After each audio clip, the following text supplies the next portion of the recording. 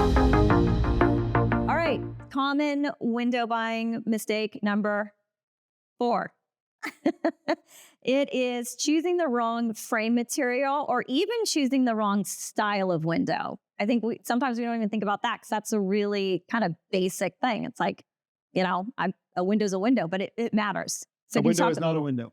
Exactly. Talk a little bit about that. I could talk about this for days, and I don't have time to do that. But let me just give you an example. Let's make it fast.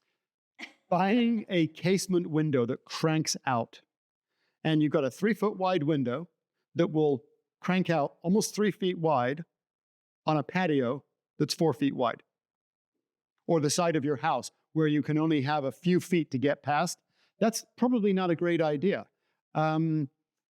Putting, heavy duty, big, thick frames in a very small window, probably not a good idea. The difference between a single hung and a double hung on a second floor, for example, the ease of being able to clean your windows.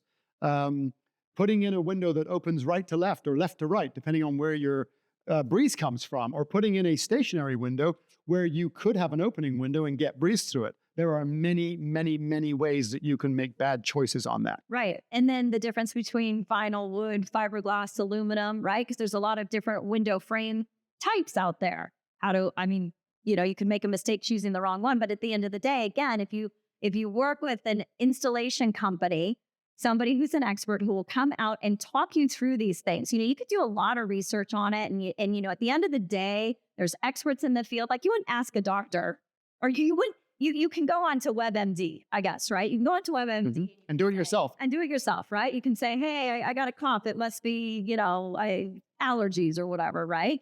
Or you can go to a doctor and you can say, hey, I got this cough. I don't know what's going on. I mean, it's kind of the same thing, isn't it? Yeah. You may or may not need a chest x-ray. There you go. Right? Exactly. Yeah. Dealing with someone who's been there and done that many, many, many, many times is really important. And let me just go back to my vegetable garden chat that we talked about earlier today. I put in some cheap wire underneath our vegetable raised beds. I wasn't thinking about what it would be like 5 years down the road.